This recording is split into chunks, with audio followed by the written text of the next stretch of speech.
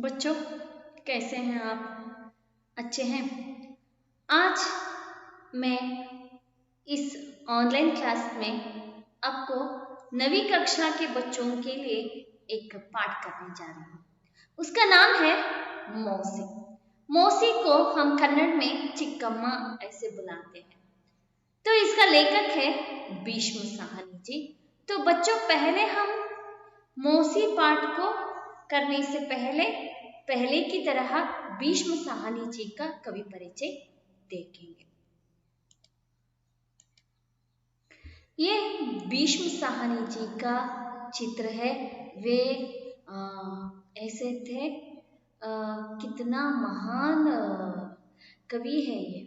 उसका परिचय जानेंगे अब हम उसका परिचय जानेंगे। देख लीजिए। भीष्म साहनी सन 1915 अगस्त 7 को रावलपिंडी में ಭೀಷ್ಮ ಸಾಹನಿ ಜನ್ಮ हुआ। 1915 ಆಗಸ್ಟ್ನಲ್ಲಿ 7ನೇ ತಾರೀಕು ರಾವಲಪಿಂಡಿ ಈ ಜಾಗದಲ್ಲಿ ಭೀಷ್ಮ ಸಾಹನಿಯವರ ಜನ್ಮ ಆಗುತ್ತೆ। MA PhD तक इन्होंने शिक्षा पाई है। सो MA ಮತ್ತೆ PhD ತನಕ ಇವರು ಶಿಕ್ಷಣವನ್ನ ಪಡೆದಿದ್ದಾರೆ। साहनी जी हिंदी, अंग्रेजी, संस्कृत, रूसी, पंजाबी आदि भाषाओं के ज्ञाता है। सो साहनी ಅವರು ಹಿಂದಿ ಭಾಷೆ, अंग्रेजी ಭಾಷೆ, ಸಂಸ್ಕೃತ, ರೂಸಿ, पंजाबी ಹಲವಾರು ಭಾಷೆಗಳ ಬಗ್ಗೆ ಇವರು ತಿಳ್ಕೊಂಡಿದ್ರು। इन भाषाओं की इनकी अनेक रचनाएं प्रकट हुई है। ಇವರ ಇಂಥ ಎಲ್ಲಾ ಭಾಷೆಗಳಲ್ಲಿ ಕೂಡ ಇವರ ರಚನೆಗಳು ಪ್ರಕಟವಾಗಿದೆ। विशेषकर आम आदमी का जीवन इनकी रचनाओं में अंकित हुआ है। सो ವಿಶೇಷವಾಗಿ ಆಮ್ ಆದ್ಮಿ ಅಂತಂದ್ರೆ ಸಾಧಾರಣವಾದ ಮನುಷ್ಯನ ಬಗ್ಗೆ ಜೀವನವನ್ನ ಬರೆಯುವುದು ಇವರ ರಚನೆಗಳಲ್ಲಿ ಅಂಕಿತವಾಗಿದೆ। ಝರೋಕೆ, ಖಡಿಯಾ, ತಮಸ್, ಬಸಂತಿ ಆದಿ ಇನ್ಕೆ ಉಪನ್ಯಾಸ ಇದೆಲ್ಲವರ ಕಾದಂಬರಿಗಳು। ಭಾಗ್ಯರೇಖಾ, ಭಟಕ್ತೀರಾ, ವಾಂಚು, ಶೋಭಾ ಯಾತ್ರಾ ಆದಿ ಕಹಾನಿ ಸಂಗ್ರಹ है। ಸೊ ಇದೆಲ್ಲ ಕೂಡ ಅವರ ಕತೆ ಸಂಗ್ರಹಗಳು, ಇವರು ಬರೆದಿರುವಂತಹ ಕಥೆಗಳು ಮಕ್ಕಳ। भीष्म साहनी जी ने जीवनियां भी लिखी है। यथा भाई बलराज अपनी बात, इन्होंने जीवनियां भी लिखी है। इस तरह का लिखे हैं। तो भाई बलराज और अपनी बात। कबीरा कड़ा बाजार में, माधवी, मुआवजे आदि नाटक है। तो यानी यहाँ पर देख लीजिए, कबीरा कड़ा बाजार में, माधवी, मुआवजे आदि नाटक है। इन्होंने आदि नाटक लिखे हैं। शिरोमणि पुरस्कार, साहित्य अकादमी पुरस्कार, सोवियत लैंड नेहरू पुरस्कार इत्यादि से शोभित है। सो ಇವರಿಗೆ ಶಿರೋಮಣಿ ಪುರಸ್ಕಾರ ಮತ್ತೆ ಸಾಹಿತ್ಯ ಅಕಾದಮಿ ಪುರಸ್ಕಾರ ಮತ್ತೆ ಸೋವಿಯತ್ ಲ್ಯಾಂಡ್ ನೆಹರು ಪುರಸ್ಕಾರ ಕೂಡ ಇವರಿಗೆ ಸಿಕ್ಕಿದೆ ಮಕ್ಕಳ। ಇದಿಷ್ಟು ಭೀಷ್ಮ ಸಾಹನಿಯವರ ಕವಿ ಪರಿಚಯ ನೋಡಿ। ಸೊ ಇದರ ಮುಖಾಂತರ ಏನು ಗೊತ್ತಾಗತ್ತೆ ಅಂತಂದ್ರೆ, ನಾವು ಕೂಡ ಭಾಷೆಗಳನ್ನ ಕಲಿಬೇಕು, ನಮಗೆ ಗೊತ್ತಿರಬೇಕು। ಬಟ್ ಯಾರ ಹತ್ರನೂ ಕೂಡ ನಮ್ಗೆ ಈ ಭಾಷೆ ಬರುತ್ತೆ ಅಂತ ನಾವು ತೋರಿಸ್ಕೋಬಾರ್ದು। ಸೊ ನಾವು ಕರ್ನಾಟಕದಲ್ಲಿದ್ದೀವಿ, ಕನ್ನಡ ಭಾಷೆಯನ್ನೇ ಮಾತನಾಡಬೇಕು, ಆದ್ರೆ ಎಲ್ಲಾ ವಿಷಯಗಳು ಕೂಡ ಗೊತ್ತಿರಬೇಕು, ಗೊತ್ತಿಲ್ಲದೆ ಇರಬಾರ್ದು। उसमें तो हिंदी भाषा तो आपको जरूर सीखना चाहिए। अगर आपको काम में, बैंक के काम में और कहीं पर काम के लिए हिंदी पता हो तो आपको ज्यादा सा गौरव मिलता है। बच्चों, हिंदी को मत छोड़िए। आगे भी आप कॉलेज में जाते वहां पर भी हिंदी भाषा रहता है, उससे भी आप जरा सीख लीजिए, हिंदी को मत छोड़िए। तो आगे देख लीजिए। तो इसका आशय देखेंगे। सो ಏನು ಇದರ ಆಶಯ ಅಂತ ಹೇಳ್ಬಿಟ್ಟು, ಯಾಕೆ ಈ ಪಾಠವನ್ನ हमारे बच्चों के लिए, आपके लिए दिया गया है। इस पाठ में मौसी के निस्वार्थ सेवा मनोभाव का चित्रण है। पहले मैं बता दिया, मौसी का चित्र है ಚಿಕ್ಕಮ್ಮ। ಏನಂತಂದ್ರೆ ಈ ಪಾಠದಲ್ಲಿ ಚಿಕ್ಕಮ್ಮನ ನಿಸ್ವಾರ್ಥ ಅಂದ್ರೆ ಸ್ವಾರ್ಥ ಮತ್ತೆ ನಿಸ್ವಾರ್ಥ। ಸ್ವಾರ್ಥ ಅಂತಂದ್ರೆ ಏನಾದ್ರೂ ನಾವು ಕೆಲಸ ಮಾಡಿದ್ರೆ ಅದರಿಂದ ಸಹಾಯವನ್ನ ಅಪೇಕ್ಷೆ ಮಾಡೋದು, ಏನಾದ್ರು ಕೊಡ್ತಾರೆ ಅಂತ ಅಪೇಕ್ಷೆ ಮಾಡೋದು ಅದು ಸ್ವಾರ್ಥ ಭಾವನೆ ಆಗುತ್ತೆ. ನಿಸ್ವಾರ್ಥ ಅಂತಂದ್ರೆ ಅಪೇಕ್ಷೆ ಏನಿರೋದಿಲ್ಲ, ಒಟ್ಟು ಸಹಾಯ ಮಾಡ್ಬೇಕು ಅನ್ನೋದು ನಿಸ್ವಾರ್ಥ ಸೇವೆ. मनोभाव का चित्रण है, ಇದು मनोभावನೆ चित्रण। इस कहानी से बच्चों को परोपकार, बड़े बुजुर्गों के प्रति आदर और असहायकों की मदद करने की प्रेरणा मिलती है। ಈ ಕಥೆಯಿಂದ ಮಕ್ಕಳ ನಿಂದು ಪರೋಪಕಾರ, ಪರರಿಗೆ ಉಪಕಾರವನ್ನ ಮಾಡೋದು, ದೊಡ್ಡವರು ಮತ್ತೆ ವಯಸ್ಸಾದವರಿಗೆ ಪ್ರತಿ ಆಧಾರ और असहायकों की मदद करने की प्रेरणा मिलती है। ಎಲ್ಲರಿಗೂ ಅಂದ್ರೆ ದೊಡ್ಡವರಿಗೆ, ವಯಸ್ಸಾಗಿರೋರಿಗೆ ಗೌರವನ ಕೊಡ್ಬೇಕು, ಮತ್ತೆ ಯಾರಿಗೆ ಅಸಹಾಯಕರಿಗೆ ಸಹಾಯ ಮಾಡ್ಕೊಳಕ್ಕಾಗೋದಿಲ್ಲಲ್ಲ ಅಂತವ್ರಿಗೆ ಸಹಾಯವನ್ನ ಮಾಡ್ಬೇಕು, ಮಾಡಿ ಪ್ರೇರಣಾ ಮಿಲ್ತೆ है। ಪ್ರೇರಣೆಯನ್ನ ಅಂದ್ರೆ ಮಾಡೋಕೆ ಈ ಪಾಠದ ಮುಖಾಂತರ ನಿಮಗೆ ಪ್ರೇರಣೆ ಸಿಗತ್ತೆ। आगे देखेंगे इसका शब्दार्थ। मौसी माता की बहन, ತಾಯಿಯ ತಂಗಿ ಅಂತಂದು ಚಿಕ್ಕಮ್ಮ ಅಂತ ಕರೀತಾರೆ। उम्र वय आयु ವಯಸ್ಸು, साथ देना ಸಹಾಯತ करना ಸಹಾಯ ಮಾಡೋದು, ಪಾಠಕ್ ಮುಖ್ಯ ದ್ವಾರ ಅಂದ್ರೆ ಎದುರಿನ ಬಾಗಿಲು ಅಂತ ಹೇಳ್ಬಿಟ್ಟು, ಕಂದ ಭುಜ ಹೆಗಲು, ಬಸ್ತಾ ತೈಲ ಚೀಲ, ಮೊಹಲ್ಲಾ ಶಹರ್ ಯಾ ಕಸ್ಬೆ ಕಾ ಏಕ್ ಭಾಗ್ ಅಂತಂದ್ರೆ ಒಂದು ಗಲ್ಲಿ, ನಗರದ ಒಂದು ಗಲ್ಲಿ ಅಂತ ಒಂದು ಜಾಗ ಅಂತ, ಗಲ್ಲಿ ಅಂತ ಹೇಳ್ತಾರೆ, ಆ ಗಲ್ಲಿಯಿದೆ ಈ ಗಲ್ಲಿಯಲ್ಲಿದೆ ಅಂತ ಹೇಳ್ತಾರಲ್ಲ। ಘೇರ್ನ ಸುತ್ತುವರಿಯುವುದು, ದೋಪಹರ್ ಮಧ್ಯಾಹ್ನ, ಢಲ್ನ ಬೀತ್ನ ಕಳೆದು ಹೋಗುವುದು, ನೀಮ್ ಕಾ ಪೇಡ್ ಬೇವಿನ ಮರ, ಬೇವಿನ ಮರ, ತಲೆ ನೀಚೆ ಕೆಳಗಡೆ, ಚುಟ್ಕುಲ ಲತಾಫಾ ನಗೆ ಹನಿ, ಪಹೇಲಿಯ ಒಗಟುಗಳು, ಇವರು ಚುಟ್ಕುಲ ಅಂದ್ರೆ ನಗೆ ಹನಿ, ಪಹೇಲಿಯ ಒಗಟುಗಳು, ಮೂಫಲಿ ಅಂದ್ರೆ ಕಡಲೆ ಬೀಜ, ಮಾಲೂಮ್ ಜಾನ್ಕಾರಿ ತಿಳಿದಿದೆ, ದಿನ್ ಬೀತ್ನ ದಿನ್ ಖಟ್ನ ದಿನ್ ಗುಜರ್ನ ದಿನ ಕಳೆಯುವುದು, ಸೂನ ಖಾಲಿ ಅಂದ್ರೆ ಖಾಲಿ ಇರುವುದು, ಖೋಜ್ನ ಢೂಂಢನ ಹುಡುಕುವುದು, ಮಕಾನ್ ಗರ್ ಅಂದ್ರೆ ಮನೆ, ಟೇಕಾ ಟಹರ್ನೆ ಕಿ ಜಗಹ ಅಂದ್ರೆ ಟೇಕಾ ಅಂದ್ರೆ ಇರುವ ಜಾಗ ಅಂತ ಹೇಳ್ಬಿಟ್ಟು, ಟಿಟಕ್ಕರ್ ಸಾಸ ರುಕ್ ಜಾನ ಅಂದ್ರೆ ನಿಂತು ಹೋಗುವುದು, ಪುಲ್ ಸೇತುವೆ, ಆಂಕೆ ಬರ್ ಆನ ದುಃಖಿ ಹೋನ ದುಃಖ ಪಡುವುದು, ಬೀಮಾರ್ ರೋಗಿ ಅಂದ್ರೆ ಅವನಿಗೆ ಹುಷಾರಿಲ್ಲದೆ ಕಾರಣ ಅವನ ರೋಗಿ ಅಂತ ಕರೀತಾರೆ, ತಬಿಯತ್ ಸ್ವಾಸ್ಥ್ಯ ಆರೋಗ್ಯ, ಕಾಟ್ ಚಾರ್ಪಾಯಿ 4 ಕಾಲು ಇರುವಂತಹ ಮಂಚ ಅಂತ ಹೇಳ್ಬಿಟ್ಟು, ಧರಿ ಬಿಚ್ಚಾವಲ್ ಹಾಸಿಗೆ, ತಕಿಯ ತಲೆದಿಂಬು, ತಾಲಿ ತಟ್ಟೆ, ಕಟೋರ ಪ್ಯಾಲ ಅಂದ್ರೆ ಬಟ್ಟಲು, ಬೀಂತಿ ಪ್ರಾರ್ಥನಾ, ಕೋಟ್ರಿ ಚೋಟಾ ಕಮರ ಒಂದು ಚಿಕ್ಕ ಕೋಣೆ, ಚಕ್ಕರ್ ಕಾಟ್ನ घूमना ತಿರುಗಾಡುವುದು। तो ये सब हुआ। अब हम आगे जाएंगे, अब हम पाठ की ओर जाएंगे बच्चों। पाठ को सुनने की आपको बहुत खुशी है क्या? हम शुरू करेंगे। अब हम पाठ शुरू कर रही हूँ। उस औरत को सभी मौसी कहकर पुकारते थे, बच्चे भी और बड़ी उम्र के लोग भी। मौसी सबको माँ के जैसे प्यारी बनी थी, सबके सुख दुख के समय में साथ देती थी। बच्चों के लिए तो वह सेवा की मूर्ति बनी थी। यहाँ सब आपको विराम चिन्हों को ध्यान रूप से देकर उसे आप देखकर पढ़ना है। तो पढ़ना है जी, पढ़ना है, हमको ऊपर चढ़ना है, पढ़कर आपको ऊपर चढ़ना है। अच्छा बच्चों, इसका अर्थ बताते जाती हूँ। उस औरत को सभी मौसी कहकर पुकारते थे। ಆ ಹೆಂಗಸನ್ನ ಎಲ್ಲರೂ ಕೂಡ ಚಿಕ್ಕಮ್ಮ ಅಂತ ಕರೀತಾ ಇದ್ರು। ಬಚ್ಚೆ ಬಿ ಮಕ್ಕಳು ಕೂಡ, और बड़ी उम्र के लोग भी ಅಂದ್ರೆ ಬಹಳ ವಯಸ್ಸಾಗಿರೋ ಹುಡುಗರು ಕೂಡ ಇವ್ರನ್ನ ಚಿಕ್ಕಮ್ಮ ಅಂತ ಕರೀತಾ ಇದ್ರು। ಮೌಸಿ सबको माँ के जैसे प्यारी बनी थी. ಚಿಕ್ಕಮ್ಮ ಎಲ್ಲರಿಗೂ ಕೂಡ ತಾಯಿಯ ರೀತಿಯಾಗಿ ಪ್ರೀತಿಯನ್ನ ತೋರಿಸ್ತಾ ಇದ್ರು. सबके सुख दुख के समय में साथ देती थी. ಎಲ್ಲರ ಸುಖ ದುಃಖದ ಸಮಯದಲ್ಲಿ ಅವರು ಸಹಾಯವನ್ನ ಮಾಡ್ತಾ ಇದ್ರು. बच्चों के लिए तो वह सेवा की मूर्ति बनी थी. ಮಕ್ಕಳಿಗಂತೂ ಅವಳು ಬಹಳ ಸೇವೆಯ ಮೂರ್ತಿಯಾಗಿದ್ದಳು.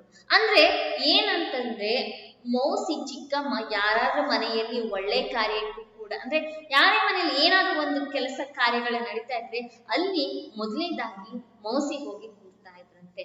ಆ ರೀತಿಯ ಸಹಾಯವನ್ನ ಮಾಡ್ತಾ ಇದ್ರು. ಹಾಗೆ ದೇखेंगे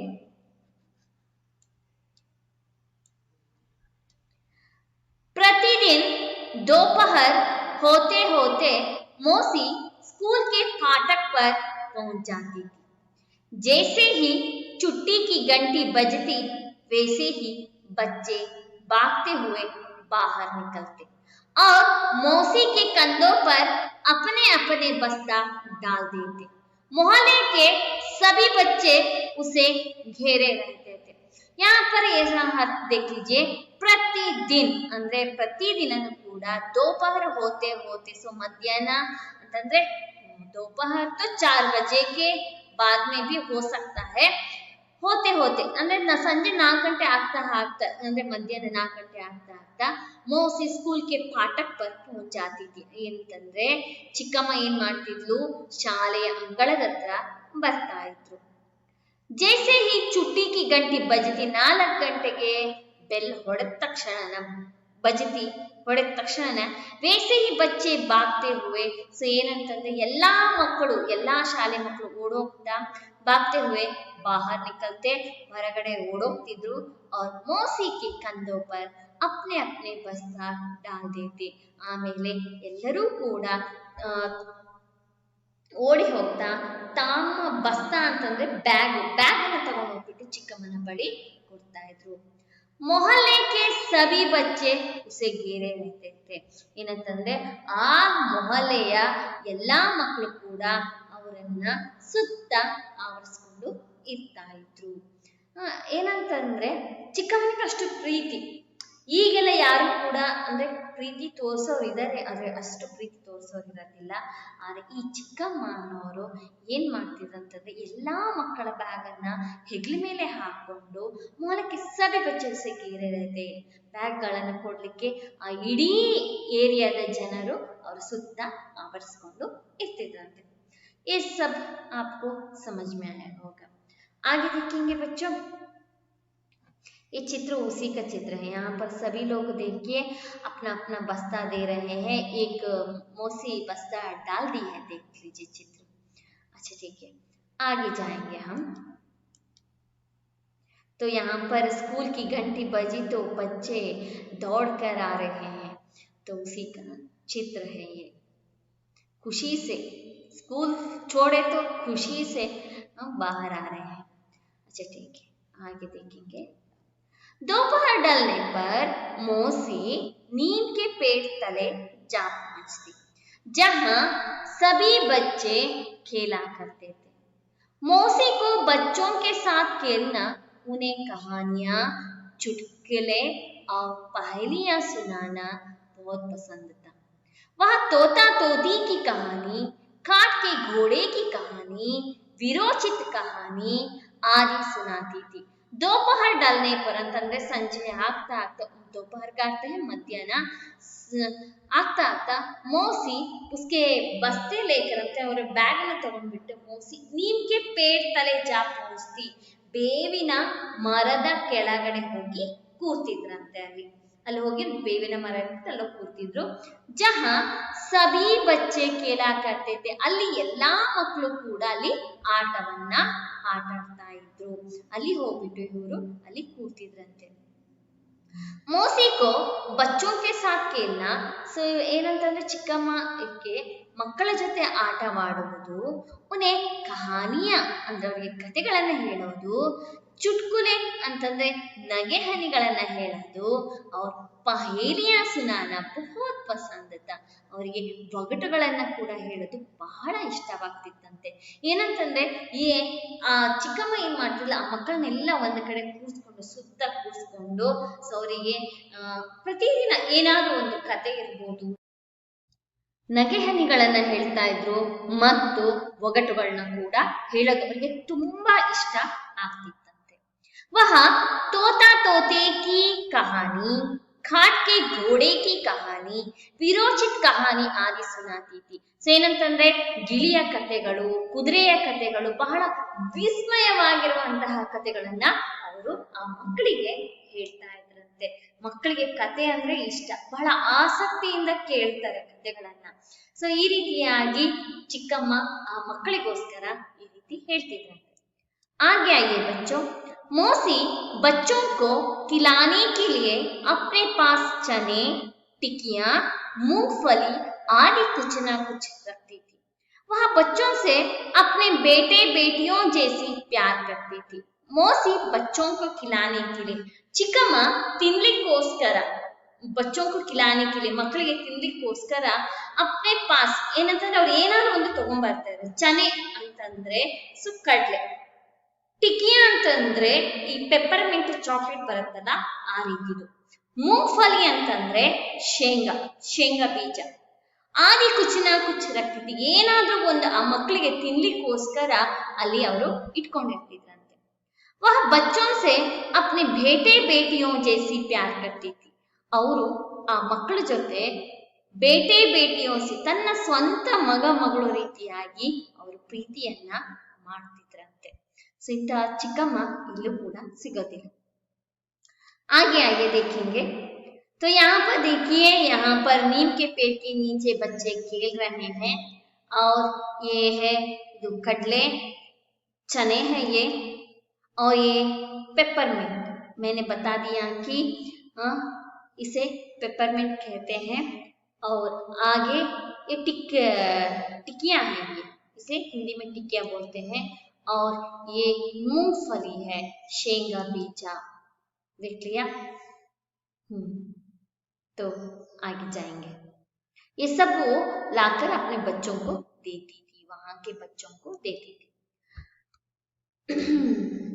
आगे देखेंगे बच्चों, एक दिन जब स्कूल की छुट्टी हुई, बच्चे बस्ते उठाकर बाहर निकले तो मौसी फाटक पर नहीं मिली। शाम को बच्चे खेलने के लिए निकले तो मौसी पेड़ के नीचे भी नहीं थी। किसी को भी मालूम नहीं था कि मौसी कहाँ गई है। एक दिन जब स्कूल की छुट्टी हुई, ಒಂದ್ ದಿನ ಏನಾಯ್ತಂದ್ರೆ ಸ್ಕೂಲಿಗೆ ರಜೆ ಅಂದ್ರೆ ಸ್ಕೂಲ್ ಕಿ छुट्टी हुई ಅಂತಂದ್ರೆ ಸಂಜೆ ಆದ ತಕ್ಷಣ ಬೆಲ್ ಹೊಡಿತಾರೆ, ಮಕ್ಕಳು ಹೊರಡ್ತಾ ಇರ್ತಾರೆ. ಬಚ್ಚೆ ಬಸ್ತೆ ಉಟಾಕರ್ ಬಾಹರ್ ನಿಕ್ಲೆ. ಸೊ ಮಕ್ಳು ಏನ್ ಮಾಡ್ತಾರೆ, ತಮ್ಮ ಬ್ಯಾಗ್ ಅನ್ನ ತಗೊಂಡು ಹೊರಗಡೆ ಹೋಗ್ತಾರೆ. ತೋ ಮೋಸಿ ಫಾಟಕ್ ಪರ್ ನಹಿ ಮಿಲಿ. ಸೊ ಚಿಕ್ಕಮ್ಮ ಅಲ್ಲಿ ಅಂಗಳದ ಹತ್ರ ಇರ್ಲಿಲ್ಲ ಅಂತೆ. ಶಾಮ್ ಕೋ ಬಚ್ಚೆ ಕೇಳ್ನೆ ಕೆ ಲಿಯೆ ನಿಕ್ಲೆ. ಸೊ ಸಂಜೆ ಆದ ತಕ್ಷಣ ಇದು ಪ್ರತಿದಿನ ಹೀಗೆ ನಡೀತಾ ಇತ್ತು, ಆದ್ರೆ ಆ ದಿನ ಮಾತ್ರ ಅಲ್ಲಿ ಚಿಕ್ಕಮ್ಮ ಕಾಣಿಸ್ಕೊಳ್ಳೋದಿಲ್ಲ. ಶಾಮ್ ಕೋ ಬಚ್ಚೆ ಕೇಳ್ನೆ ಕೆ ಲಿಯೆ ನಿಕ್ಲೆ. ಸೊ ಮಕ್ಕಳು ಏನಂತಂದ್ರೆ ಆಟವಾಡ್ಲಿಕ್ಕಂತ ಹೊರಡ್ತಾರೆ. ತೋ ಮೋಸಿ ಪೇಟ್ಗೆ ನೀಚೆ ಬಿ ನಹಿ. ಯಾವಾಗ್ಲೂ ಕೂಡ ಬೇವಿನ ಮರದ ಕೆಳಗಡೆ ಕೂತ್ಕೊಂಡು ಮಕ್ಕಳಿಗೆ ಕತೆ ಮತ್ತೆ ಏನೇನು ಮೂಂಗ್ಫಲಿ ಇವೆಲ್ಲ ತಗೊಂಡ್ಬರ್ತಾ ಇರುವಂತ ಚಿಕ್ಕಮ್ಮ ಅವತ್ತು ಮರದ ಕೆಳಗಡೆನೂ ಕೂಡ ಇಲ್ಲ. ಕಿಸುಕೋ ಬಿ ಮಾಲೂಮ್ ನಹಿ ಥಾ ಕಿ ಮೌಸಿ ಕಹಾಂ ಗಯಿ. ಯಾರಿಗೂ ಕೂಡ ಗೊತ್ತಾಗ್ಲಿಲ್ಲ ಚಿಕ್ಕಮ್ಮ ಎಲ್ಲಿಗೆ ಹೋಗಿದ್ದಾಳೆ ಅಂತ ಹೇಳ್ಬಿಟ್ಟು. ಮಕ್ಕಳಲ್ಲೇ ಮಾತುಕತೆ ನಡೆಯುತ್ತೆ, ಎಲ್ಲಿಗೆ ಹೋದ್ರು, ಯಾಕೆ ಬಂದಿಲ್ಲ, ಏನು ಅಂತ ಹೇಳ್ಬಿಟ್ಟು. ಹಾಗೆ कई दिन बीत गए पर मौसी का कुछ पता नहीं चला।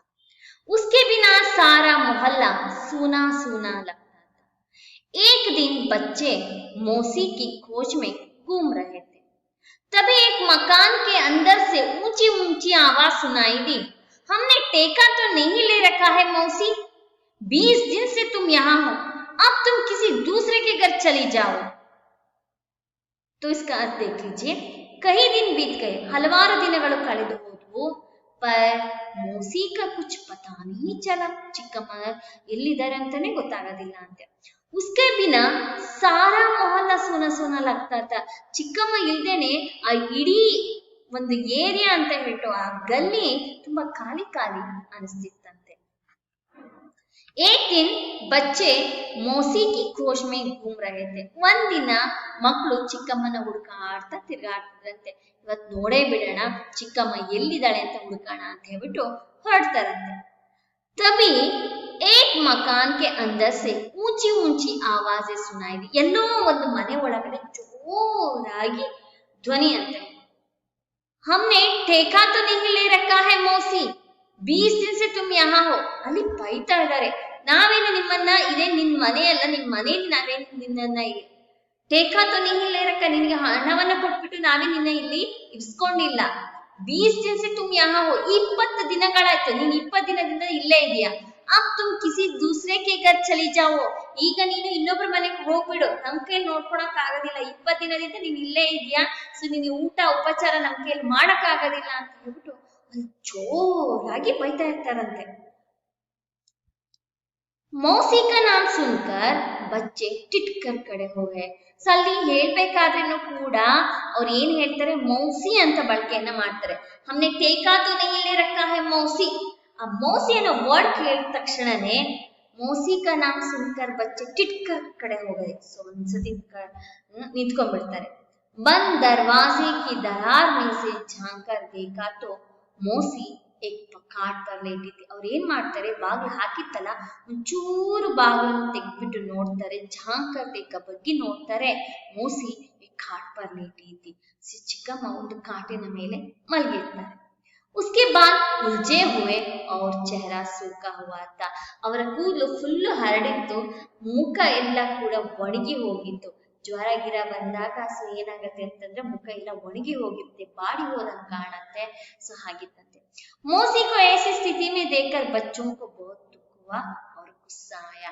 ಸೊ ಚಿಕ್ಕಮ್ಮನ ಈ ರೀತಿಯ ಪರಿಸ್ಥಿತಿಯನ್ನ ನೋಡ್ಬಿಟ್ಟು ಮಕ್ಕಳಿಗೆ ಬಹಳ ದುಃಖ ಆಗುತ್ತೆ, ಅದ್ರ ಜೊತೆ ಕೋಪನ ಕೂಡ ಬರುತ್ತೆ. ಆ ಮನೆಯಲ್ಲಿ ಅವರನ್ನ ಬೈತಿದ್ರಲ್ಲ ಅದನ್ನ ನೋಡಿ. आगे देख लीजिए. दूसरे दिन बच्चे हॉकी मैच खेलकर लौट रहे थे, तो रास्ते में पुल के पास मौसी बैठी नजर आई. उसके पास एक छोटी सी गठरी और लाठी भी थी. मौसी को देखकर सब उसे घेरकर प्रश्न पूछने लगे. ಸೊ दूसरे दिन बच्चे हॉकी मैच खेलकर लौट रहे थे. ಮರುದಿನ ಸೊ ಏನಂತಂದ್ರೆ ರಜಾ ದಿನ ಇತ್ತು ಏನೋ ಗೊತ್ತಿಲ್ಲ, ಸೊ ಮಕ್ಕಳೆಲ್ಲರೂ ಕೂಡ ಹಾಕಿ ಮ್ಯಾಚ್ ಆಟ ಆಡ್ಕೊಂಡು ಬರ್ತಾ ಇದ್ರಂತೆ. तो रास्ते में ಸೊ ರೋಡಿನ ಪಕ್ಕದಲ್ಲಿ ಪುಲ್ ಕೆ ಪಾಸ್ ಏನಂತಂದ್ರೆ ಒಂದು ಸೇತುವೆ ಬಳಿ ಮೋಸಿ ಬೈಟಿ ನಜರ್ ಆಯಿ. ಅಲ್ಲಿ ನೋಡಿ ಚಿಕ್ಕಮ್ಮ ಯಾವ ರೀತಿಯಾಗಿ ಹೀಗೆ ಕೂತಿದ್ದಾರೆ, ಚಿಕ್ಕಮ್ಮ ಕಣ್ಣಿಗೆ ಕಾಣ್ತಾರಂತೆ. उसके पास एक छोटी सी गठरी और लाठी भी थी. ಅವರಲ್ಲಿ ಪಕ್ಕದಲ್ಲಿ ನೋಡ್ತಾರೆ ಒಂದು ದೊಡ್ಡ ಮೂಟೆ ಇರುತ್ತೆ ಮತ್ತೆ ಒಂದು ಉದ್ದನೆಯ ಕೋಲು ಇರುತ್ತೆ ಅಲ್ಲಿ. ಮೋಸಿ ಕೋ ದೇಕರ್ ಸಬ್ ಉಸೆ घेरकर प्रश्न पूछने लगे. ಚಿಕ್ಕಮ್ಮನ್ನ ನೋಡಿದ ತಕ್ಷಣನೇ ಇಲ್ಲಿ ಎಲ್ಲಾ ಮಕ್ಕಳು ನೋಡಿ ಚಿತ್ರದಲ್ಲಿ ಕಾಣ್ತಿದ್ಯಲ್ಲ, ಸೊ ಎಲ್ಲಾ ಮಕ್ಕಳು ಸುತ್ತ ಆವರಿಸ್ಕೊಂಡು ಸಬ್ ಉಸೆ घेरकर ಸೊ ಎಲ್ಲರೂ ಕೂಡ ಅವನ ಸುತ್ತ ಪ್ರಶ್ನೆ ಪೂछने ಪ್ರಶ್ನೆಯನ್ನ ಕೇಳಕ್ಕೆ ಶುರು ಮಾಡ್ತಾರಂತೆ. तू इतने दिन कहाँ थी मौसी? ಚಿಕ್ಕಮ್ಮ ನೀನ್ ಇಷ್ಟು ದಿವಸ ಎಲ್ಲಿದ್ದೆ? यहाँ क्यों बैठी हो? ಇಲ್ಲಿ ಯಾಕೆ ಕೂತ್ಕೊಂಡಿದ್ಯಾ? ಏಕ್ನೆ ಪೂಜ, ಯಾರೋ ಒಬ್ಬ ಹುಡುಗ ಕೇಳ್ತಂತೆ. ದಿನ್ ಕಹಾ ಥಿ ಮೌಸಿ, ಇಷ್ಟು ದಿವಸ ಎಲ್ಲಿದ್ದೆ ಚಿಕ್ಕಮ್ಮ, ಇಲ್ಲಿ ಯಾಕೆ ಕೂತ್ಕೊಂಡಿದ್ಯಾ ಅಂತ ಒಬ್ರು ಕೇಳ್ತಾರೆ. ಮೇ ಯಹಾ ಸೆ ಜಾ ರಹಿ ಹೂಂ ಬೇಟಾ, ನಾನು ಇಲ್ಲಿಂದ ಹೋಗ್ತಿದ್ದೀನಿ ಕಣ್ಮಕ್ಕಳ ಅಂತ ಚಿಕ್ಕಮ್ಮ ಹೇಳ್ತಾರೆ. कहते हुए मौसी की आंखें भराई. ಆ ರೀತಿ ಹೇಳ್ಬೇಕಾದ್ರೆ ಅವರಿಗೆ ದುಃಖ ಬರುತ್ತೆ, ಯಾಕಂದ್ರೆ ಅವರಿಗೆ ಬಿಟ್ಟು ಹೋಗಕ್ ಮನಸ್ಸಿಲ್ಲ, ಆದ್ರೆ ಅವರ ಪರಿಸ್ಥಿತಿ ಆ ರೀತಿ ಆಗಿರೋದ್ರಿಂದ ಅವರಿಗೆ ಹೋಗ್ಬೇಕು ಅಂತ ಅನ್ಸುತ್ತೆ. तू तो बीमार थी मौसी, तबीयत कैसी है? ಬಲ್ದೇವ್ ನೆ ಪೂಜ. ಬಲ್ದೇವ್ ಅನ್ನೋ ಒಬ್ಬ ಹುಡುಗ ಅಲ್ಲಿ ಇರ್ತಾನೆ, ಅವ್ನು ಕೇಳ್ತಾನೆ, ತೂ ತೋ ಬಿಮಾರ್ ಥಿ ಮೌಸಿ, ನಿಮ್ಗೆ ಹುಷಾರಿರ್ಲಿಲ್ಲ ಅಲ್ವಾ? ತಬೀಯತ್ ಕೇಸಿ ಹೈ, ಈಗ ಆರೋಗ್ಯ ಹೇಗಿದೆ? ಬೇಟಾ ಮೈ ಠೀಕ್ ಹೋ ಗೈ ಹೂಂ, ಮಗ ನಾನೀಗ ಹುಷಾರಾಗಿದ್ದೀನಿ. ಅಪ್ನಾ ಗಾಂವ್ ಜಾ ರಹಿ ಹೂಂ, ನಾನು ನಮ್ಮ ಹಳ್ಳಿಗೆ ಹೋಗ್ತಾ ಇದ್ದೀನಿ. ಹಮ್ ತುಜೆ ಕಹಿ ನಹಿ ಜಾನೆ ದೇಂಗೆ ಮೌಸಿ, ನಾವು ನಿಮ್ಮನ್ನ ಎಲ್ಲಿಗೂ ಕೂಡ ಹೋಗಕ್ಕೆ ಬಿಡೋದಿಲ್ಲ ಚಿಕ್ಕಮ್ಮ. ಸಬ್ನೆ ಏಕ್ ಸ್ವರ್ ಮೇ ಕಹಾ, ಎಲ್ಲಾ ಮಕ್ಕಳು ಸೇರ್ಕೊಂಡು ಒಟ್ಟಿಗೆ ಹೇಳ್ತಾರೆ. ಮೋಸಿಗೆ ಆಂಖೋ ಮೇ ಆಂಸು ಚಲಕೋಟಿ. ಸೊ ಆ ರೀತಿ ಕೇಳಿದ ತಕ್ಷಣನೇ, ಯಾಕಂದ್ರೆ ದೊಡ್ಡವರೇ ಹೇಳಿಲ್ಲ, ಇಂಥ ಮಕ್ಕಳು ನನ್ನ ಹತ್ರ ಹೇಳ್ತಿದಾರಲ್ಲ ಅಂತ ಆಂಸು ಚಲಕೋಟಿ, ಅವರಿಗೆ ಅಳು ಬಂದಂಗಾಗತ್ತೆ. ಈ ಪ್ರಶ್ನೆನೂ ಸಹ ಕೇಳಿರ್ತಾರೆ ಅವರು ಚಿಕ್ಕಮ್ಮನ ಹತ್ರ. ಚಿಕ್ಕಮ್ಮ, ನೀನು ಯಾವ ಊರಿಂದ ಬಂದಿದ್ಯಾ ಅಂತಂದ್ರೆ, ಇದೇ ನಮ್ಮೂರು ಅಂತಿದ್ರು. ಸೊ ನಿಮ್ಗೆ ಯಾರು ಬೇರೆ ಯಾರು ಇಲ್ವಾ ಅಂತಂದ್ರೆ, ಸೊ ಈ ಗಲ್ಲಿನೇ ಇಲ್ಲಿ ಇರುವ ಪ್ರತಿಯೊಬ್ರು ಕೂಡ ನನ್ನವರು ಅಂತ ಹೇಳ್ತಾ ಇದ್ರು. ಸೊ ಅವ್ರು ಎಲ್ಲಿಂದ ಬಂದ್ರು ಅಂತ ಯಾರು ಗೊತ್ತಿಲ್ಲ, ಹೇಗೆ ಬಂದು ಸೇರಿದ್ರು ಅಂತಾನೂ ಗೊತ್ತಿಲ್ಲ. ಬಟ್ ಕೇಳಿದಾಗ ಮಾತ್ರ ಅವ್ರು ಇದನ್ನೇ ಹೇಳ್ತಾ ಇದ್ರು. ತೋ ಆगे देखेंगे. ದುಕಾನ್ ಕೆ ಸಾಮ್ನೆ ಏಕ್ ಖಾಟ್ ಬಿಚ್ಚಿ ಥಿ. ಸೊ ಎಲ್ಲ ಮಕ್ಳು ಏನ್ ಮಾಡ್ತಾರೆ, ಅಲ್ಲೊಂದು ಅಂಗಡಿ ಹತ್ರ ಒಂದು ಕಾಟ್ ಹಾಕಿದ್ರು. 2-3 ಲಡ್ಕೆ ಭಾಕರ್ ಕಾಟ್ ಉಠಾಲೆ ಆಯೆ. ಸೊ 2 ಮತ್ತೆ 3 ಮಕ್ಕಳು ಓಡೋಗ್ಬಿಟ್ಟು ಕಾಟನ್ನ ಎತ್ಕೊಂಡ್ ಬರ್ತಾರೆ. ಉಸ್ ಪರ್ ಮೋಸಿ ಕೋ ಜಬರ್ದಸ್ತಿ ಬೈಠಾ ದಿಯಾ. ಸೊ ಅದ್ರ ಮೇಲೆ ಚಿಕ್ಕಮ್ಮನನ್ನ ಬಹಳ ಒತ್ತಾಯ ಪೂರ್ವಕವಾಗಿ ಅದ್ರ ಮೇಲೆ ಕೂರಿಸ್ತಾರೆ. ಕಾಟ್ ಕೋ ಸೀದೆ ನೇಮ್ ಕೆ ಪೇಡ್ ಕೆ ನೀಚೆ ಲೇ ಆಯೆ. ಕಾಟನ್ನ ಸೀದಾ ಏನ್ ಮಾಡ್ತಾರೆ, ಸೊ ಬೇವಿನ ಮರದ ಕೆಳಗಡೆ ಅವ್ರು ಏನ್ ಮಾಡ್ತಾರೆ, ಚಿಕ್ಕಮ್ಮನ ಅಂಗಡಿಯಿಂದನೇ, ಯಾಕಂದ್ರೆ ನಡ್ಕೊಂಡ್ ಬರಕ್ ಆಗೋದಿಲ್ಲ ಅಂತ ಅಲ್ಲಿಂದನೇ ಅವ್ರನ್ನ ಕಾಟ್ ಮೇಲೆ ಕೂರಿಸ್ಕೊಂಡು ಅಲ್ಲಿಂದ ಮಕ್ಕಳು ಏನ್ ಮಾಡ್ತಾರೆ, ಬೇವಿನ ಮರದ ಕೆಳಗಡೆ ಆಟಾಡ್ತಿದ್ರಲ್ಲ ಅಲ್ಲಿಗೆ ಎತ್ಕೊಂಡ್ ಬರ್ತಾರೆ. ಕನಯ್ಯ ಬಾಕರ್ ಅಪ್ನೆ ಗರ್ ಸೆ ಧರಿ ಅವ್ರ ತಕಿಯ ಲಾಯ. ಕನಯ್ಯ ಎನ್ನುವಂತ ಹುಡುಗ ಏನ್ ಮಾಡ್ತಾನೆ, ಸೊ ಮನೆಗೆ ಓಡೋಗ್ಬಿಟ್ಟು ಸೊ ಹಾಸಿಗೆ ಮತ್ತೆ ದಿಂಬನ್ನ ತಗೊಂಡ್ಬರ್ತಾನೆ. ಉಷಾ ತಾಲಿ ಮೇ 2 ರೋಟಿಯಾ ಲಾಯಿ. ಉಷಾ ಅನ್ನೋ ಹುಡುಗಿ ಏನ್ ಮಾಡ್ತಾಳೆ, ಸೊ ತಟ್ಟೆಯಲ್ಲಿ 2 ರೊಟ್ಟಿಯನ್ನ ತಗೊಂಡ್ಬರ್ತಾಳೆ. ಯೋಗರಾಜ್ ಏಕ್ ಕಟೋರೆ ಮೇ ದೂದ್ ಲಾಯ. ಸೊ ಯೋಗರಾಜ್ ಅನ್ನೋ ಹುಡುಗ ಒಂದು ಬಟ್ಲಲ್ಲಿ ಹಾಲು ತಗೊಂಡ್ಬರ್ತಾನೆ. ಗೋಪಾಲ್ ಗರ್ಸೆ ಲ್ಯಾಂಪ್ ಉಟಾಲಾಯ. ಗೋಪಾಲ್ ಏನ್ ಮಾಡ್ತಾನೆ, ಮನೆಯಿಂದ ಲ್ಯಾಂಪ್ ಅನ್ನ ಕೂಡ ತಗೊಂಡ್ಬರ್ತಾನೆ. ಮುನ್ನಿ ಪೀನೆ ಕಿಲಿಯೇ ಪಾನಿ ಲಾಯಿ. ಮುನ್ನಿ ಅನ್ನೋ ಹುಡುಗಿ ಕುಡಿಯುವ ನೀರನ್ನು ಕೂಡ ತಗೊಂಡ್ಬರ್ತಾಳೆ. ಸೊ ಇಲ್ಲಿ ನೋಡಿ, ಇಲ್ಲಿ ಸೊ ಎಲ್ಲಾ ಮಕ್ಕಳು ತಂದೆ ನಿಲ್ಲಿಸಿ, ಅಂದ್ರೆ ಯಾಕಂದ್ರೆ ಚಿಕ್ಕಮ್ಮನಿಗೆ ಬೇಕಲ್ಲ, ಎಲ್ಲರೂ ಒಬ್ಬೊಬ್ಬ ಮನೆಯಿಂದ ಒಂದೊಂದು ವಸ್ತುನ ತಗೊಂಡ್ಬರ್ತಾರೆ. ಬಲ್ದೇವ್ ಕಿ ಪಿತಾ ಡಾಕ್ಟರ್ ತೆ. ಬಲ್ದೇವ್ ಅವಾಗಲೇ ಹೇಳಿದ ಪ್ರಕಾರ ಬಲ್ದೇವ್ ಹೆಸರನ್ನ ಕೇಳಿದೆ, ಅವನು ಕೇಳಿದ ಪ್ರಶ್ನೆನ. ಸೊ ಪಿತಾ ಡಾಕ್ಟರ್ ತೆ, ಅವ್ರ ತಂದೆ ಡಾಕ್ಟರ್ ಅಂತೆ. ವಹ ಅಪ್ನೆ ಪಿತಾ ಕೋ ಕ್ಲಿನಿಕ್ ಸೆ ಖೀಂಚ್ ಲಾಯ. ಸೊ ಅವನು ಏನ್ ಮಾಡ್ತಾನೆ, ತನ್ನ ತಂದೆಯನ್ನ ಕ್ಲಿನಿಕ್ ನಿಂದ ಕರ್ಕೊಂಡ್ ಬರ್ತಾನೆ. ಮೋಸಿ ಬೀಮಾರ್ ಹೈ, ಆಪ್ ಜಲ್ದಿ ಚಲ್ಕರ್ ದೇಖೆ. ಸೊ ಏನ್ ಮಾಡ್ತಾನೆ, ಬಲದೇವ್ ಏನ್ ಮಾಡ್ತಾನೆ, ತನ್ನ ತಂದೆಯನ್ನ ಕರ್ಕೊಂಡ್ ಬರ್ತಾನೆ. ಸೊ ಏನಂತಂದ್ರೆ, ಚಿಕ್ಕಮ್ಮನಿಗೆ ಹುಷಾರಿಲ್ಲ ಅಪ್ಪ, ನನಗ್ ಗೊತ್ತಿಲ್ಲ, ನೀವು ಬಂದು ಬೇಗ ಬಂದು ನೋಡ್ಬೇಕು ಅಂತ ಹೇಳ್ಬಿಟ್ಟು. ಬಚ್ಚೆ ಸೋಚನೆ ಲಗೆ ಕಿ ಮೋಸಿ ಕೋ ಕಹಾ ಠಹರಾಯ ಜಾಯೆ. ಸೊ ಮಕ್ಕಳು ಯೋಚನೆ ಮಾಡ್ತಾರೆ, ಚಿಕ್ಕಮ್ಮನ ಎಲ್ಲಿ ಇರಿಸ್ಬೇಕು ಅಂತ ಹೇಳ್ಬಿಟ್ಟು. ಸೊ ಅದಕ್ಕಿಂತ ಮುಂಚೆ ಅವತ್ತು ಎಲ್ಲರೂ ಏನ್ ಮಾಡ್ತಾರೆ, ಎಲ್ಲರೂ ಡಾಕ್ಟರ್ ಇಂದ ಕರ್ಕೊಂಡ್ ಬರ್ತಾರೆ. ಕರ್ಕೊಂಡ್ ಬಂದ್ಮೇಲೆ ಸೊ ಎಲ್ಲರೂ ಕೂಡ ಡೈಲಿ ಏಕ್ दूध लेकर आया, एक दूध और एक लैंप लेकर आया और कोई लड़की रोटी लेकर आई. तो इस तरह सभी लोग एक एक काम कर लिए. ಸೊ ಏನ್ ಮಾಡ್ತಾರೆ, ಎಲ್ಲರೂ ಎಲ್ಲ ತಗೊಂಡ್ಬಂದ್ಬಿಟ್ಟು ರಾತ್ರಿ ಆಗುತ್ತೆ. ರಾತ್ರಿ ಸಮಯದಲ್ಲಿ ಸೊ ಈಗ ಯಾರ ಮನೆಯಲ್ಲೂ ಅವಕಾಶವನ್ನು ಕೊಡೋದಿಲ್ಲ. ಏನ್ ಮಾಡ್ತಾರೆ, ಒಬ್ಬೊಬ್ರು ಮಕ್ಕಳು ಒಂದೊಂದು ಟೈಮ್ ಮಾಡ್ಕೊಂತಾರೆ. ಸೊ ಒಬ್ರು 8 ಗಂಟೆಯಿಂದ 12 ಗಂಟೆ ತನಕ ಇರ್ತಾರೆ, ಒಬ್ರು 12 ಗಂಟೆಯಿಂದ ಸೊ 4 ಗಂಟೆ ತನಕ ಇರ್ತಾರೆ, 4 ಗಂಟೆಯಿಂದ ಬೆಳಗಿನ ಜಾವ 8 ಗಂಟೆ ತನಕ ಒಬ್ಬೊಬ್ರು ಶಿಫ್ಟ್ ಮಾಡ್ಕೊಂಡು ಸೊ ಈ ರೀತಿಯಾಗಿ ಪ್ರತಿ ರಾತ್ರಿಯನ್ನ ಕಾಯ್ತಾ ಅವ್ರನ್ನ ಚೆನ್ನಾಗಿ ನೋಡ್ಕೊಂಡು ಅವ್ರನ್ನ ಹುಷಾರನ್ನಾಗಿ ಮಾಡ್ತಾರೆ. ಬಾದ್ಮೆ ಬಚ್ಚೆ ಅದಾದ್ಮೇಲೆ ಅವ್ರಿಗೆ ಹುಷಾರಾದ್ಮೇಲೆ ಬಚ್ಚೆ ಸೋಚನೆ ಲಗೆ ಕಿ ಮೋಸಿ ಕೋ ಕಹಾ ಠಹರಾಯ ಜಾಯೆ. ಹಾಗಾದ್ರೆ ಚಿಕ್ಕಮ್ಮನ ಎಲ್ಲಿ ಇರ್ಸೋಣ ಅಂತ ಹೇಳ್ಬಿಟ್ಟು ಅವ್ರು ಯೋಚನೆ ಮಾಡ್ತಾರೆ. ಇಷ್ಟು ದಿವಸ ಎಲ್ಲಿ ಕೆಲಸ, ಎಲ್ಲಿ ಯಾರ ಮನೆಯಲ್ಲಿ ಫಂಕ್ಷನ್ ಇತ್ತು ಆ ಮನೆಗೆ ಹೋಗ್ಬಿಟ್ಟು ಅಲ್ಲಿ ಎಲ್ಲ ಕೆಲಸವನ್ನ ಮಾಡ್ತಾ ಉಳಿತಾ ಇದ್ರು. ಯಾರ ಮನೇಲಿ ಕಷ್ಟ ಇರ್ಲಿ, ದುಃಖ ಇರ್ಲಿ, ಎಲ್ಲ ಮನೆಗೂ ಹೋಗ್ತಾ ಇದ್ರು. ಬಟ್ ಈಗ ಇರೋಕೆ ಜಾಗ ಬೇಕು ಅಂತ ಮಕ್ಕಳು ಯೋಚನೆ ಮಾಡ್ತಾರೆ. उन्होंने निर्णय लिया कि वे भारी भारी से उसे अपने घर में रखेंगे. ಸೊ ಅವರೆಲ್ಲ ನಿರ್ಣಯ ಮಾಡ್ತಾರೆ ಏನಂತಂದ್ರೆ, ನಾವು ನಮ್ಮ ಮನೇಲಿ ಒಂದು 10 ದಿವಸ ಅಂತಂದ್ರೆ ನಿಮ್ಮ ಮನೇಲಿ ಒಂದು 10 ದಿವಸ ಭಾರಿ ಅಂತಂದ್ರೆ ಬದಲಾವಣೆ ಮಾಡ್ಕೊಂಡು ಉಸೆ ಅಪ್ನೆ ಘರ್ ಮೇ ರखेंगे, ಅವ್ರ ಮನೇಲಿ ನಮ್ಮ ಮನೇಲಿ ಇಟ್ಕೊಳ್ಳೋಣ ಅಂತ ಅನ್ಕೊತಾರೆ. ಬಾದ್ ಮೇ ಉನ್ಹೋನೆ ಹೆಡ್ ಮಾಸ್ಟರ್ ಜಿ ಸೆ ವಿನಂತಿ ಕಿ. ಅದನ್ನೆಲ್ಲ ಯೋಚನೆ ಮಾಡ್ತಾರೆ. ಆಮೇಲೆ ಇದು ಕೂಡ ಸರಿ ಆಗೋದಿಲ್ಲ ಅಂತ ಹೇಳ್ಬಿಟ್ಟು ಕೊನೆಯಲ್ಲಿ ತಾವು ಓದುತ್ತಿರುವಂತಹ ಶಾಲೆ ಬಳಿ ಹೆಡ್ ಮಾಸ್ಟರ್ ಜಿ ಸೆ ಬಿಂತಿಗಿ, ಹೆಡ್ ಮಾಸ್ಟರ್ ಹತ್ರ ಹೋಗ್ಬಿಟ್ಟು ಕೇಳ್ಕೊಂತಾರೆ ಏನಂತಂದ್ರೆ, ಮೋಸಿಕೋ ಸ್ಕೂಲ್ ಮೇ ಕಾಮ್ ದಿಯಾ ಜಾಯೆ.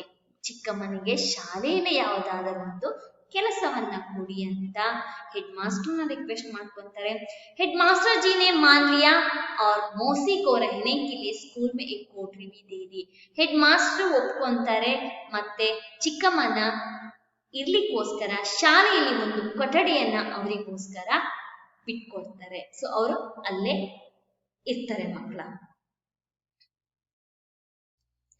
मौसी फिर से स्कूल के आंगन में आने लगी। बच्चे उसे घेरे रहे थे और वहां उन्हें कहानियां सुनाती। कभी कभी लाठी टेकती हुई मोहल्ले का चक्कर काटती। सभी घरों में जाकर उनका कुशल क्षेम पूछती। सांझ डले अपनी कोठरी में चली आती और चैन की सांस लेती। इस तरह बच्चों के प्रेम व स्नेह भाव से मौसी के जीवन में खुशी के दिन लौट आए। तो यहाँ इसका अर्थ बताती हूँ, बच्चे देख लीजिए। मौसी फिर से स्कूल के आंगन में आने लगी। ಚಿಕ್ಕಮ್ಮ ಮತ್ತೆ ಏನ್ ಮಾಡ್ತಾರೆ, ಮತ್ತೆ ಸ್ಕೂಲಿಗೆ ಬರಕ್ಕೆ ಶುರು ಮಾಡ್ತಾರೆ। ಬಚ್ಚೆ ಉಸೆ ಘೇರೆ ರಹತೆ, ಸೊ ಮಕ್ಕಳು ಇಲ್ಲಿ ನೋಡಿ, ಈ ಚಿತ್ರದಲ್ಲಿ ನೋಡಿ ಮಕ್ಕಳು ಸುತ್ತ ಆವರಿಸ್ಕೊಂಡಿದ್ದಾರೆ। ಅವ್ರು ವಹ ಉನ್ಹೇं ಕಹಾನಿಯಾ ಸುನಾತಿ, ಅವರಿಗೆ ಕಥೆಯನ್ನ ಕೂಡ ಹೇಳ್ತಾ ಇದ್ರು। ಕಭಿ ಕಭಿ ಲಾಠಿ ಟೇಕ್ತಿ ಹುಯಿ, ಅವಾಗವಾಗ ಏನ್ ಮಾಡ್ತಿದ್ರು, ಸೊ ತನ್ನ ಕೈಯಲ್ಲಿ ಒಂದು ಕೋಲ್ ಇರ್ತಿತ್ತಲ್ಲ, ಲಾಠಿಯನ್ನ ಇಟ್ಕೊಂಡು ಕೋಲನ್ನ ಇಟ್ಕೊಂತ ಹೋಗಿ ಮೊಹಲ್ಲೆಕ ಚಕ್ಕರ್ ಕಾಟ್ತಿ, ಇಡೀ ಗಲ್ಲಿಯನ್ನ ತಿರುಗಾಡ್ಕೊಂತಾ ಬರ್ತಿದ್ರು। सभी घरों में जाकर उनका कुशल क्षेम पूछते। सभी ಮನೆ ಅಂತಂದ್ರೆ ಎಲ್ಲಾರ ಮನೆಗೂ ಹೋಗ್ಬಿಟ್ಟು ಬಗ್ಗಿ ನೋಡ್ಬಿಟ್ಟು ನೀವ್ ಹೇಗಿದ್ದೀರಾ, ಕ್ಷೇಮವಾಗಿದ್ದೀರಾ ಅಂತೆಲ್ಲ ಕೇಳ್ತಾ ಇದ್ರು। सांझ डले अपनी कोठरी में चली आती, ಸಂಜೆ ಆದ ತಕ್ಷಣನೇ ತನ್ನ ಕೋಣೆ ಒಳಗಡೆ ಬರ್ತಾ ಇದ್ರು। ಅವ್ರ चैन की सांस लेती, ಮತ್ತೆ ಬಹಳ ಶಾಂತತೆಯ ಉಸಿರನ್ನ ಎಳ್ಕೊಂತಿದ್ರು, ಅಂದ್ರೆ ಬಹಳ ನೆಮ್ಮದಿ ಆಗ್ತಾ ಇತ್ತು ಅವರಿಗೆ ಅಂತ ಹೇಳ್ಬಿಟ್ಟು। ಪ್ರತಿದಿನ ಅಂತ ಸಂತೋಷವಾಗಿರುವಂತಹ ಸಿಗ್ತಾ ಇದೆ ಅಂತ ಹೇಳ್ಬಿಟ್ಟು ಅವರಿಗೆ ಸಂತೋಷ ಆಗ್ತಿತ್ತು। इस तरह बच्चों के प्रेम व स्नेह भाव से मौसी का जीवन में खुशी के दिन लौट आए। ಈ ರೀತಿಯಾಗಿ ಮಕ್ಕಳ ಪ್ರೀತಿ ಸ್ನೇಹ ಭಾವನೆಯಿಂದ ಮೌಸಿಕೆ ಜೀವನ ಮೇ ಖುಷಿಗೆ ದಿನ ಲೌಟ ಆಯೆ। ಸೊ ಈ ಚಿಕ್ಕಮ್ಮನ ಜೀವನದಲ್ಲಿ ಸಂತೋಷದ ದಿನಗಳು ಮತ್ತೆ ಮರುಕಳಿಸಿದ್ವು, ಮತ್ತೆ ಸಿಕ್ತು ಅಂತ ಹೇಳ್ಬಿಟ್ಟು। तो यहाँ पर पाठ का सारांश समाप्त हुआ बच्चों। अब मैं आगे आपको थोड़ा सा अभ्यास की ओर लेकर जाऊंगी। तो यहाँ पर देख लीजिए, एक वाक्य में उत्तर लिखे हैं। प्रश्न, माँ के जैसे प्यारी कौन थी? माँ के जैसे प्यारी कौन थी? प्यारी मौसी थी। माँ की जैसी प्यारी मौसी थी। मौसी सभी को किस समय में साथ देती थी? मौसी सभी को सुख दुख के समय में साथ देती थी। ಸುಖವಿರಲಿ ದುಃಖವಿರಲಿ ಎರಡೂ ಸಮಯದಲ್ಲಿ ಕೂಡ ಅವರು ಅವರ ಜೊತೆಯಲ್ಲಿ ಇರ್ತಾ ಇದ್ರು। दिन दूसरे मैच हॉकी लौटकर खेल रहे थे। दिन दूसरे मैच, ये क्या है कि ये एक वाक्य में उत्तर नहीं है। ये वाक्य को सही ढंग से आपको लिखना है, उसी का है ये। दिन दूसरे मैच हॉकी लौट खेल कर रहे थे, ये सही नहीं है, वाक्य सही नहीं, इसे सही ढंग से लिखना है। दूसरे दिन हॉकी मैच खेलकर लौट रहे थे, इस तरह लिखना है। अगला प्रश्न, पीने पानी के लिए मुन्नी लाई। तो मुन्नी पानी पीने के लिए लाई। मुन्नी क्या लाई? पानी पीने के लिए लाई। तो आगे ये प्रश्न उत्तर है ये। मौसी के बिना सारा मोहल्ला कैसा लगता था? मौसी के बिना सारा मोहल्ला कैसा लगता था? मौसी के बिना सारा मोहल्ला सूना सूना लगता था। मौसी के बिना सारा मोहल्ला सूना सूना लगता था। लड़के भागकर क्या उठा लाए? सो लड़के दौड़कर जाते हैं, क्या उठा लेकर आते हैं? लड़के भागकर काट उठा लेकर आते हैं। आगे रिश्ता जानिए और लिखिए। पिता के पिता दादा है तो माता के पिता क्या बुलाते हैं? पिता की बहन बुआ है तो माता की बहन क्या है? पति पत्नी के पिता को ससुर कहते हैं। पति पत्नी की माता को क्या कहते हैं? बेटे की पत्नी बहू है, बेटी का पति क्या है? क्या है, समझ में आई? अब आप ही बताते हैं तो देखेंगे, आगे जाएंगे बच्चों। पिता के पिता दादा, माता के पिता नाना है। समझ में आई? पिता की बहन बुआ है तो माता की बहन मौसी है। पति पत्नी के पिता ससुर है तो पति पत्नी की माता सास है। बेटी की पत्नी बहू है तो बेटी का पति दामाद कहकर बुलाते हैं उसे। तो आगे नमूने के अनुसार लिखिए, दूध, मलाई, माखन, घी, मिठाई। इसको सही ढंग से लिखना है। अगर वो क्या है, दूध से मलाई बनाते हैं, माखन बनाते हैं, घी बनाते हैं, मिठाई भी बनाते हैं। उसी तरह पेड़ से, सोना से, फूल से, कागज से क्या बनाते हैं उसे लिखना है आप लोगों को। तो पेड़ से फूल मिलता है, पत्ते मिलता है, ऑक्सीजन मिलता है, वर्षा आती है और बारिश, वर्षा भी बोलते हैं, बारिश भी बोलते हैं, मड़े। सोना गहने, फूल खुशबू, इत्र, शहद, रस, कागज किताब, तैली, कागज से किताब बनाते हैं और तैली भी बनाते हैं। तो बच्चों आगे, पाठशाला में और घर में आपको क्या क्या करने के लिए कहा जाता है और क्या करने के लिए मना किया जाता है, तालिका में लिखिए। अंदर आपको पाठशाला में और घर में आपको क्या क्या करने के लिए कहा जाता है। ಏನ್ ಮಾಡಕ್ ಹೇಳ್ತಾರೆ, ಏನ್ ಮಾಡಕ್ ಹೇಳಲ್ಲ ಅದನ್ನ ಬರಿಬೇಕು। तो यहाँ पर देख लीजिए, क्या करना है, पढ़ना है, सुनना है, लिखना है। यहाँ पर क्या नहीं करना चाहिए, आलस, सोमारितन, झगड़ा, गलाटे, बुरी बातें, ಕೆಟ್ಟ ಮಾತು ಅದನ್ನೆಲ್ಲ ಆಡಬಾರದು। ये सब हुआ। तो आगे, तो इसे कुछ अंश लिखना है। मीरा अच्छा गाती है डैश। योगराज कटोरे भर दूध लाया। मौसी धीरे से बोलती है। तो यहाँ पर विशेषण शब्द को ढूंढकर लिखना है। राजधानी एक्सप्रेस गाड़ी अभी आई है, अभी आई है। बच्चे पेड़ के नीचे खेल रहे हैं। सो यहाँ पर क्या है कि इस वाक्य में आपको विशेषण को ढूंढकर लिखना है बच्चों। विशेषण, विशेषते, ಇದರಲ್ಲಿ ಏನು ವಿಶೇಷ ಇರುತ್ತೆ ಇದೆ ಅಂತ ಹೇಳ್ಬಿಟ್ಟು। तो यहाँ पर देख लीजिए, उसका उत्तर है मीरा अच्छा गाती है। मीरा तो अच्छा गाती है, ಚೆನ್ನಾಗಿ ಹಾಡ್ತಾರೆ ಸರಿ, ಬಟ್ ಅದರಲ್ಲಿ ಎಲ್ಲರೂ ಹಾಡ್ತಾರೆ, ಬಟ್ ಇವರು अच्छा गाती है, ಚೆನ್ನಾಗಿ, ये विशेषण है। योगराज कटोरे भर दूध लाया। योगराज क्या है, कटोरे भर, ये भर है ना, तुम्बा, अर्धा, पौना, पाव, ये अलग है। भर, यहाँ पर ये भर विशेषण, दूध लाया। मौसी धीरे से बोलती है। मौसी क्या है, धीरे से बोलती है। राजधानी एक्सप्रेस गाड़ी अभी आई है। कब आई है, अभी आई है, ये विशेषण है। बच्चे पेड़ के नीचे खेल रहे हैं। बच्चे कहाँ खेल रहे हैं, पेड़ के नीचे, पेड़ के नीचे खेल रहे हैं। तो ये समझ में आ गया। तो बच्चों आगे जाएंगे हम। पर्यायवाची शब्द लिखिए। पर्यायवाची का अर्थ है समानार्थक शब्द लिखिए, इसका अर्थ है। तो यहाँ पर देख लीजिए, पेड़, घोड़ा, दूध, पानी, घर, औरत, इसका पर्यायवाची शब्द लिखना है आप लोगों को। पेड़ के लिए वृक्ष, तरु है। घोड़ा के लिए अश्व और तुरग, तुरंग भी बोलते हैं, तुरग ऐसे नाम से बुलाते हैं।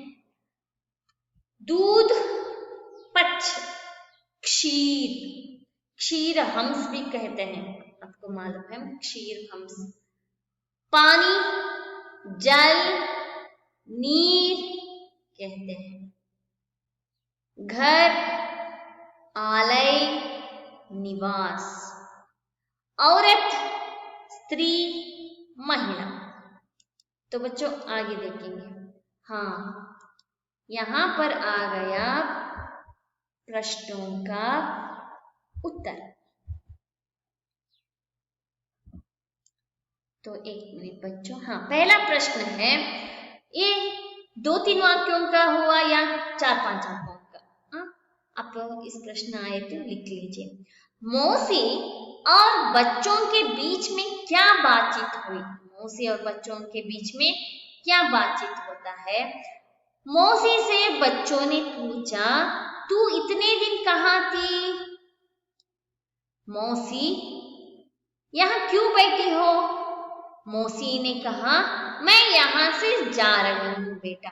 ಅಂದ್ರೆ ಇಲ್ಲಿ ಏನಂತಂದ್ರೆ ಚಿಕ್ಕಮ್ಮ ಮತ್ತೆ ಮಕ್ಕಳ ಮಧ್ಯದಲ್ಲಿ ಏನು ಮಾತುಕತೆ ನಡೆಯುತ್ತೆ। तो यहाँ पर एक प्रश्न पूछते हैं ना, उसे आप लिखना है। जा रही हूँ बेटा कहते हुए मौसी की आंखें भर आई। तू तो बीमार थी मौसी, तबीयत कैसी है? ये किसने बताया बोल दीजिए? बलदेव ने पूछा। हाँ, तबीयत कैसी है? बलदेव ने पूछा। बेटा मैं ठीक हो गई हूँ, अपने गांव जा रही हूँ। तब बच्चों ने कहा, हम तुझे कहीं नहीं जाने देंगे मौसी। तो आगे दूसरा प्रश्न, बच्चे मौसी को कहाँ कहाँ ढूंढते हैं? बच्चे है ना, मौसी को कहाँ कहाँ ढूंढते हैं? सब स्कूल से छुट्टी हुई तो मौसी फाटक पर नहीं मिली। शाम में बच्चे अब खेलने के लिए निकले, तब मौसी पेड़ के नीचे भी नहीं थी। किसी को भी मालूम नहीं था कि मौसी कहाँ गई है। उसके बिना सारा मोहल्ला सुना सुना लगता था। बच्चे मौसी की खोज में घूमने लगे। कहाँ कहाँ ढूंढते हैं, ಎಲ್ಲೆಲ್ಲಿ ಹುಡುಕ್ತಾರೆ ಅದರ ಬಗ್ಗೆ आपको उत्तर लिखना है।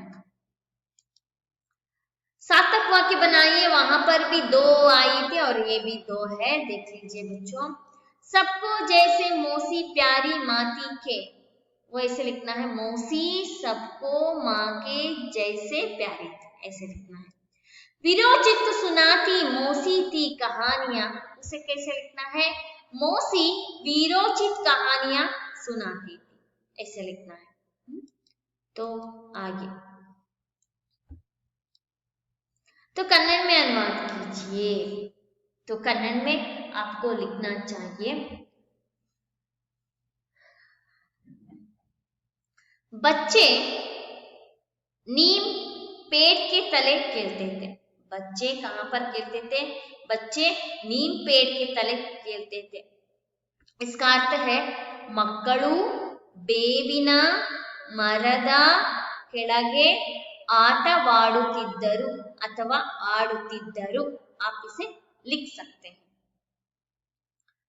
और बच्चों दूसरा है, उसे सब मौसी कहकर पुकारते थे। उसे एक एक शब्द को देखकर आपको कन्नड़ में अर्थ लिखना है, तो आप अंग्रेजी में भी लिख सकते हैं। जो बच्चों अंग्रेजी स्कूल में पढ़ रहे हैं उसको तो अंग्रेजी ही आती है, आप उसमें लिख सकते हैं। ಎಲ್ಲರೂ ಅವರನ್ನು ಚಿಕ್ಕಮ್ಮ ಎಂದು ಕರೆಯುತ್ತಿದ್ದರು, नहीं तो ಎಲ್ಲರೂ ಅವರಿಗೆ मौसी ಎಂದು ಕರೆಯುತ್ತಿದ್ದರು, ये भी लिख सकते हैं। तो आगे आइए बच्चों, बच्चों के लिए तो वह सेवा की मूर्ति थी। सो इसको हम कैसे बताएंगे? ಮಕ್ಕಳಿಗೆ ಅವರು ಸೇವೆಯ ಮೂರ್ತಿಯಾಗಿದ್ದರು ಅಥವಾ ಮೂರ್ತಿಯಾಗಿದ್ದರು, इसे लिख सकते हैं। सबके घरों में जांक कुशल क्षेम पूछती थी, ये गृह कार्य है, इसलिए मैं उसे नहीं दिखाई हूँ, आप उसे घर में जाकर लिखना है। तो शायद कैसा आता है, मैं बोल सकती हूँ, सबके घरों में जहाँ ಕುಶಲಕ್ಷೇಮ पूछती ಅಂದ್ರೆ ಎಲ್ಲರ ಮನೆಗೆ ಹೋಗ್ಬಿಟ್ಟು ಬಗ್ಗೆ ಕುಶಲಕ್ಷೇಮವನ್ನ ಕೇಳುತ್ತಿದ್ದರು। बच्चों यहाँ तक तो मैं यहाँ पर समाप्त कर रही हूँ। शायद आपको ये समझ में आया होगा बच्चों।